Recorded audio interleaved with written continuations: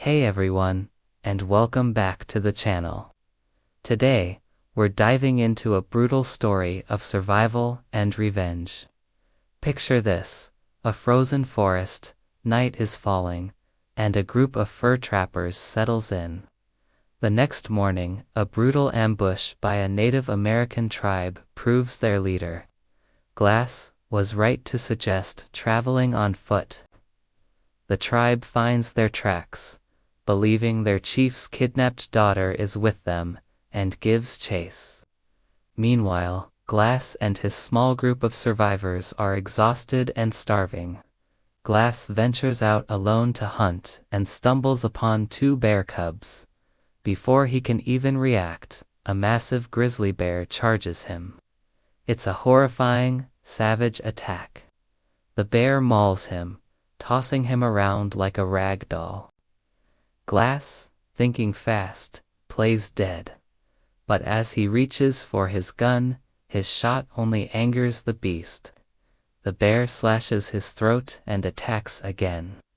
With his last ounce of strength, Glass repeatedly stabs the bear with his knife until they both tumble down a slope, the giant animal finally dying on top of him. His companions find him, barely alive, his body a canvas of gruesome wounds. They try to patch him up, but everyone thinks he's a goner. To make matters worse, the tribe has now traded for horses and guns, making them a much deadlier threat. The group has to carry Glass on a makeshift stretcher, but they reach a mountain so steep it's nearly impossible to climb. The captain, seeing no hope, decides to end Glass's suffering. But just as he's about to, Glass's son, Hawk, intervenes. The captain makes a deal. Anyone who stays with Glass until he dies will get paid.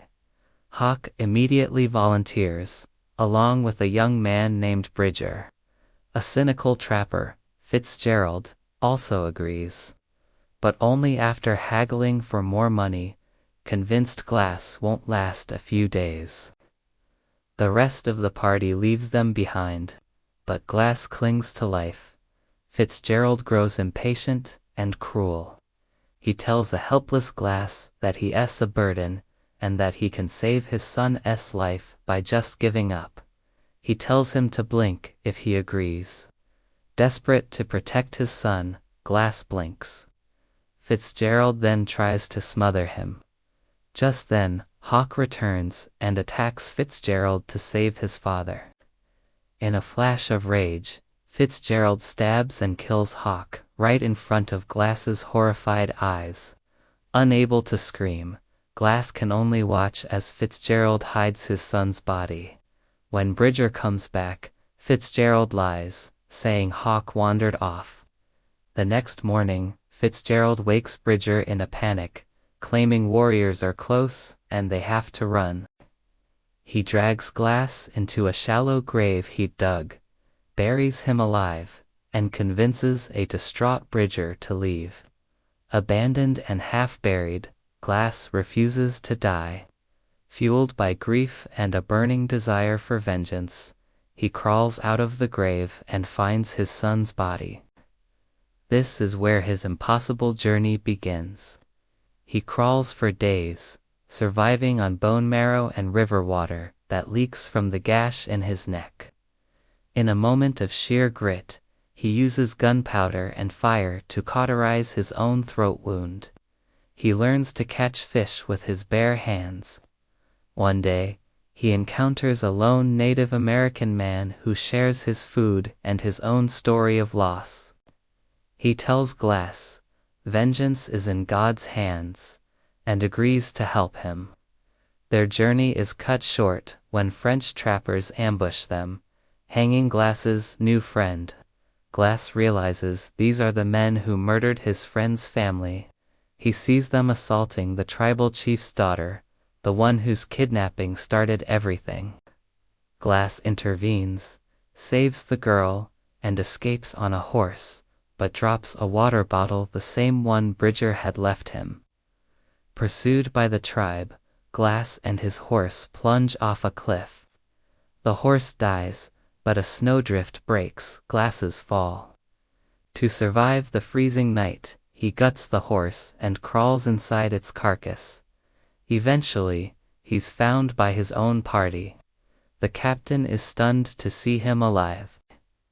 Glass reveals Fitzgerald's betrayal and the murder of his son. Furious, the captain vows justice. But Fitzgerald has already stolen the camp's money and fled. Glass insists on going after him. They track Fitzgerald, but he ambushes and kills the captain. In a final bloody showdown by a river, Glass gets the upper hand on Fitzgerald. But as he's about to deliver the final blow, he sees the tribal party on the opposite bank. Remembering the words, "Vengeance is in God's hands," he pushes Fitzgerald into the river. The tribe captures and kills him. They then cross the river, but instead of harming Glass, they let him go. The chief's daughter, the girl he saved, had told them of his bravery. His quest for revenge is over, leaving him alone with the ghosts of his past. The others knew what he was thinking. They would do it too. Hearing this, everyone fell into deep thoughts. Soon, a heated argument broke out.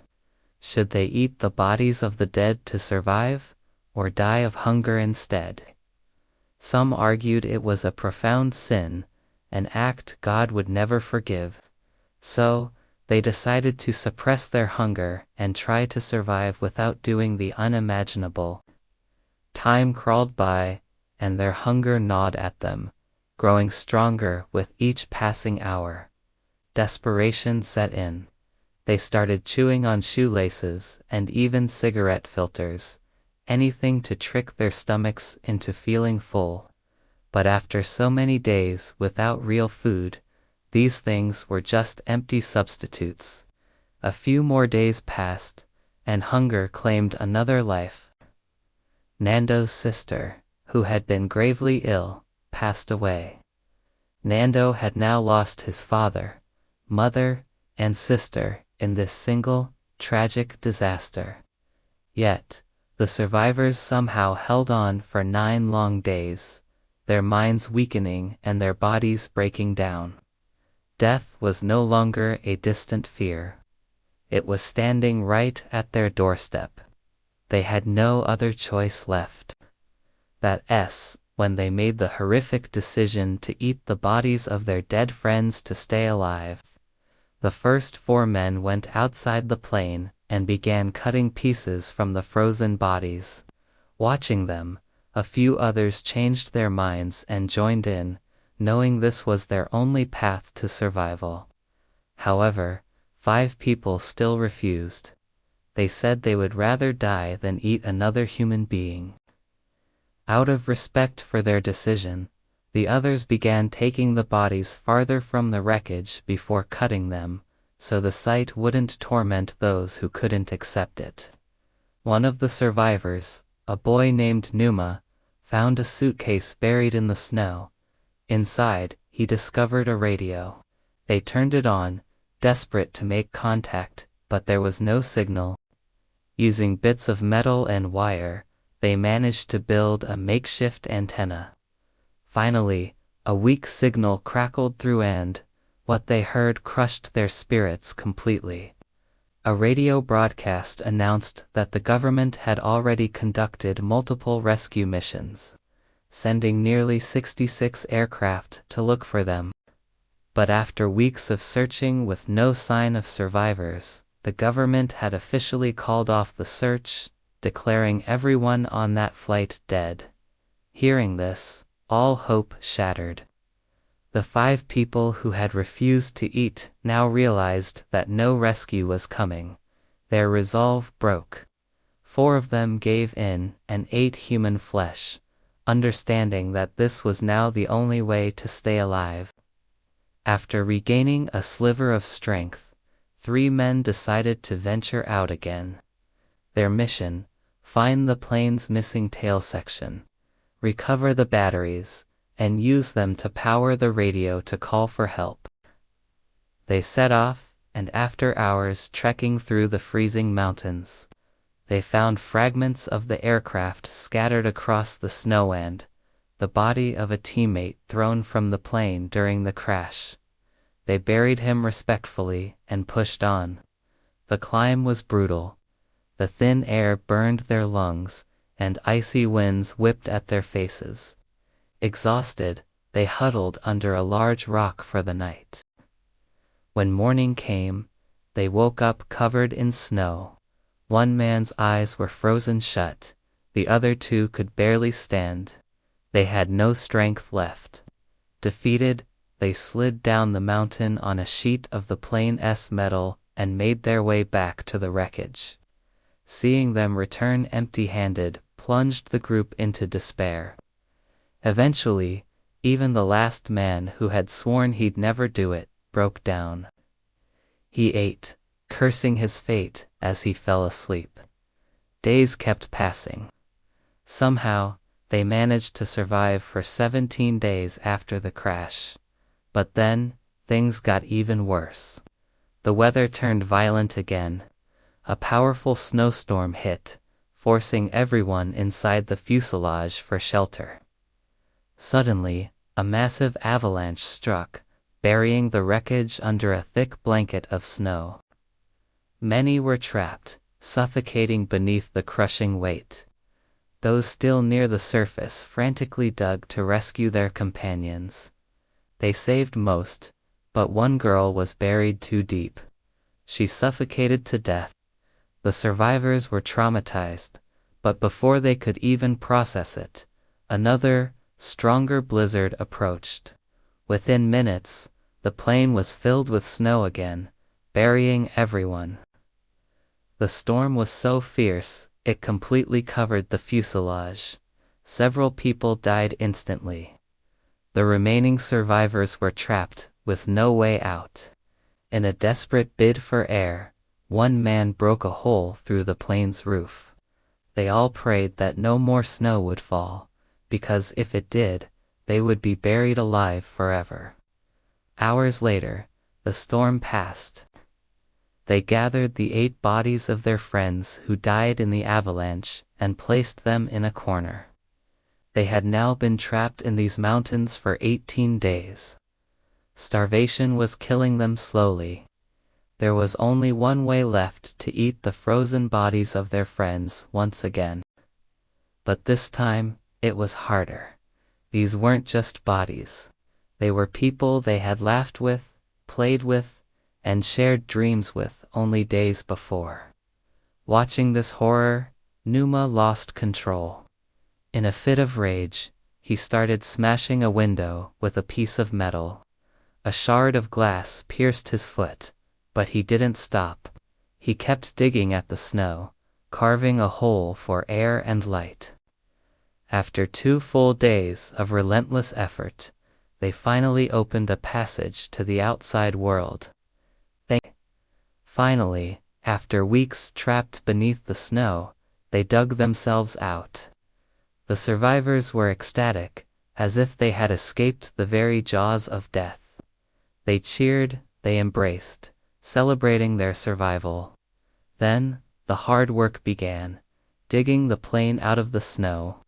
As he worked, Numa noticed the wound on his foot didn't hurt anymore. The intense cold had completely numbed it. He didn't think much of it, and just kept shoveling. The sun was out, a welcome friend, and within hours, they had cleared most of the wreckage. With the weather improving, they started planning another search for the missing tail section. But the nights were still freezing, and survival outside the fuselage was a huge question mark. So they decided to wait, hoping summer's approach would make the climb less treacherous. Days ticked by. On the 34th day, the weather was slightly better, but the men who had attempted the climb before were still too weak. A few hours later, tragedy struck again. Another person succumbed to starvation. Heartbroken, they buried his body in the snow, a silent, solemn marker of their desperate situation. 2 more days passed. On the 36th day, a stark realization hit them. Their only hope was to find those batteries in the tail section and try the radio one last time. Otherwise, they would all perish, one by one. 4 of them, Roberto, Tintin, Numa, and Nando, prepared for the dangerous climb. They layered on every piece of clothing they could find and set off. But after hours of walking, the tail section was still nowhere in sight. Suddenly, Numa's condition worsened, and he collapsed. The others saw that the wound on his foot was badly infected. They had to take him back, but Numa refused. He told them to go on without him and began the slow, agonizing journey back to the fuselage alone. He was so weak that he fainted the moment he arrived. When he came to, he could only watch as the others dug through the snow, unable to move, unable to help. Meanwhile, the other 3 pushed onward, and finally, they reached the spot where the tail section had been sheared off against the rocks. Relief washed over them. Inside, they found not just the batteries, but clothes, bottles of rum, and cigarettes. They gathered everything and headed back. Back at the camp, they connected the batteries to the radio, their hands trembling with anticipation. But fate delivered its cruelest blow, yet the radio was completely broken. Their last hope was extinguished. Numa's condition deteriorated rapidly. The infection was spreading through his body. The little food they had was gone, and they had to resort to the unthinkable again. Numa, however, stopped eating and drinking entirely, sacrificing his share so the others might live a little longer. He knew his time was running out. A few days later, another group went back to the tail section one last time. And this time, they found something incredible. A piece of waterproof fabric. They stitched it together, creating a makeshift sleeping bag. Then, through a small working radio, they heard it after 58 days, the government was launching one final search mission. Hope, which had all but died, was rekindled. Some wanted to wait for rescue. Others insisted they had to climb out and find help themselves. That night, Numa took his last breaths. Before he passed, he told the others, "When I'm gone, use my body as food." With those words, he was gone. His ultimate sacrifice filled everyone with a new kind of strength. They found a letter he'd written, saying he was happy to die among his friends, that there could be no better death. Reading his words galvanized them. 3 men prepared to set out again. Carrying the new sleeping bag and what little food remained, they began their climb. This time, they swore they wouldn't stop until they crossed the mountains and reached Chile. They climbed relentlessly, resting only when they couldn't take another step. At night, they huddled together in the sleeping bag for warmth. The next morning, they pushed on and finally reached a mountain peak. But the view shattered their spirits. Before them lay an endless sea of mountains. For a moment, they thought about turning back.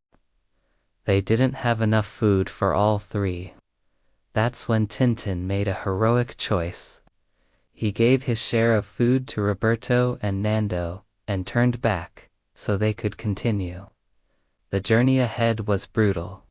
Cliffs, deep snow, crippling exhaustion, but they refused to give up. After 10 relentless days of walking, their perseverance paid off. They reached a valley where the snow thinned. They found a river, clear and flowing. They drank greedily, the first real water in weeks. And then, they saw him, a man, on horseback across the river. They thought they were hallucinating. But he was real. Overcome with emotion, they screamed for help, but the river's roar drowned out their voices. The man threw a piece of paper and a pencil across the water. They wrote down their entire story, the crash, the 72 days, the survivors still waiting. The man read their note and galloped off to get help. When officials received the message, they were stunned. The passengers from the crash 2 months ago were alive. The rescue was launched immediately. The man took Roberto and Nando to his home, offering them food and warmth. The news spread like wildfire. Soon, rescue helicopters, guided by Roberto and Nando, were in the air. After 72 long days, the remaining survivors were finally saved. They were flown to a city, reunited with their families, and hailed as heroes. At the hospital, they instinctively helped wash and care for each other. And that night, even with separate beds, they chose to sleep together on the floor, unable to bear being apart after everything they had endured. Of the 45 people on that flight, only 16 survived. And that is the incredible, true story of the Andes miracle, a testament to survival, friendship, and the unyielding power of the human spirit. Thanks for watching. If this story moved you, please consider liking this video and subscribing for more.